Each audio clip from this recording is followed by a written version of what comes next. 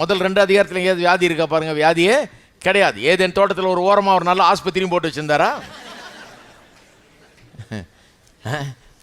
கிடையவே கிடையாது. கடைசி 2 அதிகாரத்தில் பாருங்க, எங்கேயாவது ஆஸ்பத்திரி இருக்கான்னு காலுங்க. பரலோகம் கடைசி 2 அதிகாரம். முதல்ல ஏதேன் தோட்டம், கடைசியில் பரலோகம். அவர் உண்டாக்கின எல்லா காரியங்களும் மறுபடி திரும்ப பழைய நிலைக்கு கொண்டுடுறாரு. அது கெட்டு போகிறதுக்கு முன்னால் இருந்த நிலைக்கு. அங்கே எங்கேயாவது ஆஸ்பத்திரி இருக்கா பாருங்க, இல்லவே இல்லை. நடுவில் தான் இருக்குது ஆஸ்பத்திரி. 3ஆம் அதிகாரத்திலிருந்து வெளிப்படுத்தல் 20 வரை ஆஸ்பத்திரி தேவைப்படுது.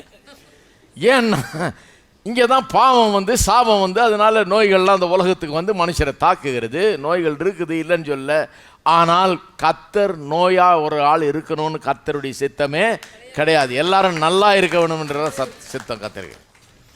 இதெல்லாம் தெரிந்து கொள்ள வேணும். நல்லா இருக்கணும் தான் விரும்புகிறார் கர்த்தர், எல்லாம் நல்லா இருக்கணும்னு விரும்புகிறாரு. ஆனால் இந்த உலகம் இன்னைக்கு அப்படி ஆயிடுச்சு, பாவ உலகம் ஆயிடுச்சு. இந்த பாவ உலகத்தில் பிசாசு தாண்டவம் ஆடுகிறான், தன்னுடைய சக்திகளை கட்டவிழ்த்து வைத்திருக்கிறான். இதுக்கெல்லாம் பொறுப்பு ஆதாம், இதுக்கெல்லாம் பொறுப்பு மனிதன். பாவத்து நிமித்தமாக வாழ்க்கை இன்றைக்கு குழப்பம் அடைந்ததாகிடுச்சு. பல சிக்கல்கள் நிறைஞ்சிருக்குது. அதில் ஒன்று இந்த வியாதிங்கிற ஒரு கொடூரம் வந்து உள்ள நுழைஞ்சிருச்சு, சாகடிக்குது மனுஷனை. அப்படிப்பட்ட ஒரு உலகமாக இது இருக்கிறது. ஆனால் கர்த்தருடைய சித்தம் சுகம். அதனால தான் இயேசு தன்னிடத்தில் வந்த எல்லாரையும் சொஸ்தமாக்கினார். அங்கே கூட நாசிரேத்து ஊருக்கு போகிறாரு, அங்கே நிறைய பேரை சொஸ்தமாக்க முடியல. ஏன்னா இவரால் முடியலன்னு இல்லை, அவங்க வேணான்றாங்க. இவர் யார் சொஸ்தமாகிறது? தச்சனுடைய மகனாச்சே, எங்களுக்கு தெரியாதா? அரைக்கால் சட்டை போட்டிருந்த காலத்துலேருந்து பார்க்குறோமே. அவங்க வேணாங்கிறாங்க. அவங்க இவரை ஏற்றுக்கொள்ள முடியல, அவங்க இவரை விசுவாசிக்க முடியல, அதனால சுகமாக்க முடியல ஒழிய அவங்களுக்கு விசுவாசம் இல்லை, பெற்றுக்கொள்ளக்கூடிய அந்த ஒரு மனப்பான்மை இல்லை, பெற்றுக்கொள்ள விருப்பம் இல்லை. இவர்கிட்ட இவரை ஒரு சாதாரண ஒரு ஆளை பார்க்குறாங்க, தங்களில் ஒருவராக பார்க்குறாங்களே ஒழிய இவர் சுகமளிக்கிற தேவகுமாரன் என்பதை அவர்கள் காணவில்லை. அதனால சுகமாக ஒழிய தன்னிடத்தில் மற்றபடி வந்த அத்தனை பேருக்கும் அவர் சுகத்தை கொடுத்தார். இது தேவனுடைய சித்தம். நீங்கள் வேதத்திலேருந்து வாசித்து கவர் டு கவர் வாசித்து பாருங்கள்.